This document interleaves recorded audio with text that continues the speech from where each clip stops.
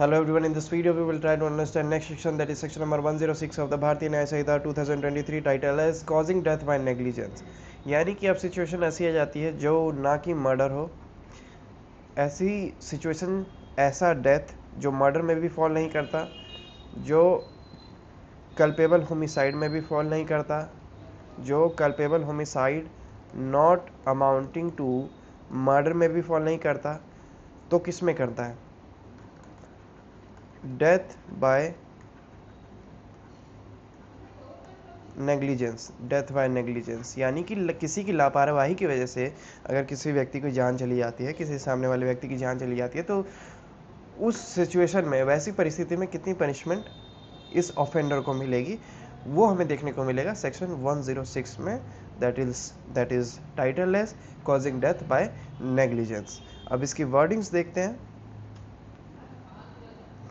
It starts with subsection 1. It starts with subsection 1 that whoever causes death of any person by doing any rash or negligent act not amounting to culpable homicide, यानी कि किसी व्यक्ति के द्वारा, किसी एक व्यक्ति के द्वारा किसी दूसरे व्यक्ति की जान जाती है और वो कल्पेबल होमिसाइड भी नहीं है। जान कैसे गई फिर?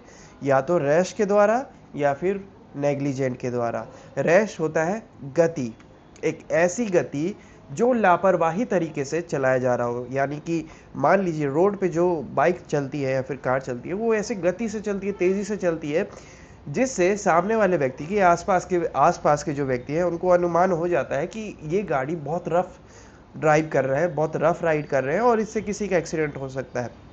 वो हो गया rash.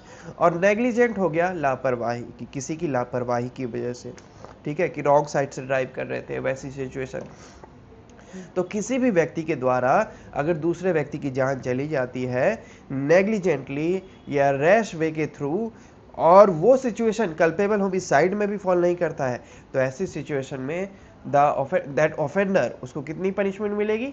Shell be punish with imprisonment of either description for a term which may extend to 5 years, means up to 5 years, यानी कि 5 साल तक उसको 5 साल तक की कारावास उसको हो सकती है। साथ ही साथ उसको फाइन भी पे करना पड़ेगा जो कोर्ट उस पर इम्पोज करेगा। वो फाइन जो है वो एज अ कंपनसेशन भी हो सकता है कि विक्टिम को वो अमाउंट डिपॉजिट करना पड़े, तो ठीक है, तो वो फाइन जो भी कोर्ट इम्पोज करेगा वो भी उस व्यक्ति को पे करना पड़ेगा।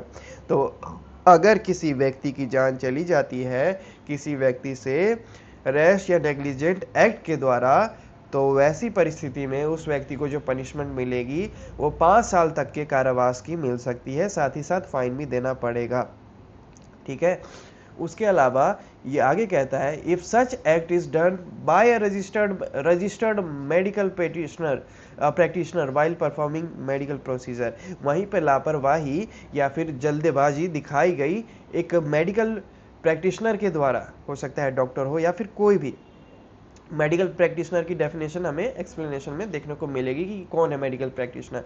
तो उस मेडिकल प्रैक्टिशनर के द्वारा अगर ये रैश या नेग्लिजेंट एक्ट किया जाता है और उस एक्ट के दौरान किसी की जान चली जाती है, तो उसका पनिशमेंट कितना होगा? वैसे व्यक्तियों का, वैसे मेडिकल प्रैक्टिशनर का पनिशमेंट कितना होगा वो अलग मेंशन किया गया है। He shall be punished with imprisonment of either description for a term which may extend to 2 years, up to 2 years। तो उनको 2 साल तक की सज़ा हो सकती है, प्लस में उनको फाइन भी पे करना होगा जितना भी कोर्ट ने डिसाइड किया होगा, ठीक है। तो अभी तक क्लॉज 1 में, यानी कि सबसेक्शन 1 में हमें 2 पनिशमेंट देखने को मिल गए। एक कहता है कि 5 साल तक की सज़ा प्लस में फाइन, और दूसरा कहता है 2 साल तक की सज़ा प्लस में fine.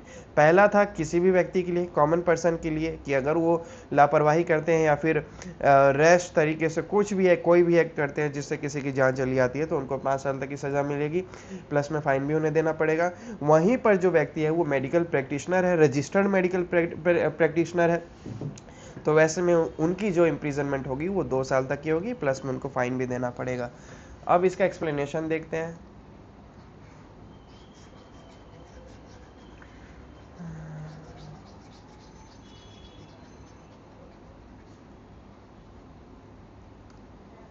Explanation for the purposes of this subsection, इस सेक्शन को या फिर इस सेक्शन के लिए जो टर्म मेंशन किया गया है रजिस्टर्ड मेडिकल प्रैक्टिशनर, इसका क्या मतलब होगा, इसका क्या तात्पर्य होगा?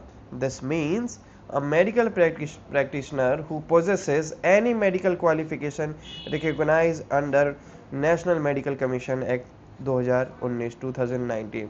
तो नेशनल मेडिकल कमीशन एक्ट 2019 जो है उसमें कोई भी क्वालिफिकेशन हो, कोई भी मेडिकल क्वालिफिकेशन हो, और उस मेडिकल क्वालिफिकेशन के लिए जो व्यक्ति एलिजिबल है, जिसने पार्टिसिपेट किया गया है,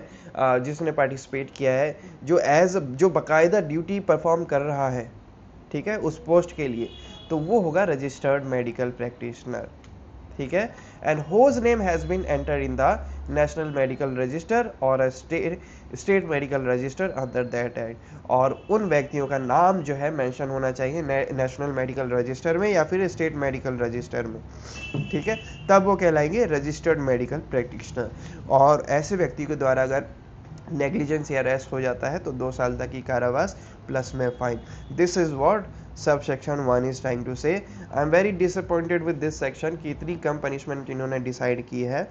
मान लीजिए अगर कोई डॉक्टर से लापरवाही हो जाती है तो सामने वाले व्यक्ति की तो जान जाती है, लेकिन इन्हें पनिशमेंट कितनी मिलती है? मात्र 2 साल की, ठीक है।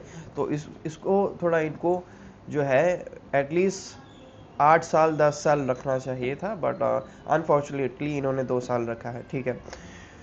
What subsection 2 is trying to say? Whoever causes death of any person by rash and negligent driving of vehicle not amounting to culpable homicide, अगर कोई व्यक्ति किसी व्यक्ति को रैश या नेग्लिजेंट ड्राइविंग से किसी व्हीकल को ड्राइव करने के दौरान किसी को अगर क्षति पहुंचाता है, किसी व्यक्ति की जान चली जाती है उससे, और वो जो एक्ट है वो कल्पेबल होमिसाइड भी नहीं है, और वो व्यक्ति उस दूसरे व्यक्ति को मार के भाग जाता है वहाँ से बिना वहाँ के पुलिस ऑफिसर को या फिर बिना वहाँ के मजिस्ट्रेट को बताए हुए, जब वो इंसिडेंट होता है, तो ऐसी परिस्थिति में वो व्यक्ति जो है वो उसकी पनिशमेंट क्या होगी?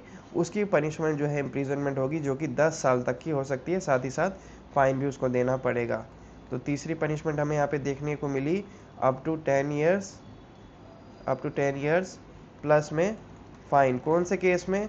जब व्यक्ति जो है वो रैश ड्राइविंग या नेग्लिजेंट ड्राइविंग के द्वारा किसी व्यक्ति की उससे जान चली जाती है और वो ऑन द स्पॉट वहाँ से भाग जाता है without informing that areas police officer और दैट एरियाज मजिस्ट्रेट। तो ऐसी परिस्थिति में वो अगर पकड़ा जाता है और उस पर जो प्रोसीजर है वो चलता है, तो ऐसे में उसको 10 साल तक की कारावास हो सकती है, 10 साल तक का इम्प्रिजनमेंट हो सकता है, प्लस में उसको फाइन भी देना पड़ेगा। This is what section 106 is trying to say. Section 106 जो है हमें 3 टाइप की पनिशमेंट बताता है। सबसे पहला 5 साल तक की सज़ा प्लस में फाइन, दूसरा 2 साल तक की सज़ा प्लस में फाइन, और तीसरा 10 साल तक की सज़ा प्लस में फाइन।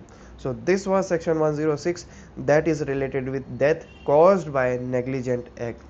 एंड इसको रीड आउट करके इसको क्लोजर दे देते हैं। What section 106 is trying to say causing death by negligence. What subsection 1 says whoever causes death of any person by doing any rash or negligent act not amounting to culpable homicide shall be punished with imprisonment of either description for a term which may extend to 5 years and shall also be liable to fine, and if such act is done by a registered medical practitioner while performing medical procedure, he shall be punished with imprisonment of either description for a term which may extend to 2 years and shall also be liable to fine. Its explanation says, for the purposes of this subsection, registered medical practitioner means a medical practitioner who possesses any medical qualification recognized under the National Medical Commission Act 2019 and whose name has been entered in the National Medical Register or a state medical register under that act. Then we have subsection 2, whoever causes death of any person by rash and negligent driving of vehicle not amounting to culpable homicide and escapes without reporting it to a police officer or a magistrate soon after the incident shall be punished with the imprisonment of either discretion for a term which may extend to 10 years and shall also be liable to fine. This was section 106. I hope समझ में आया हो, and we will discuss the next section in our next video. Till then, have a good time. Thank you.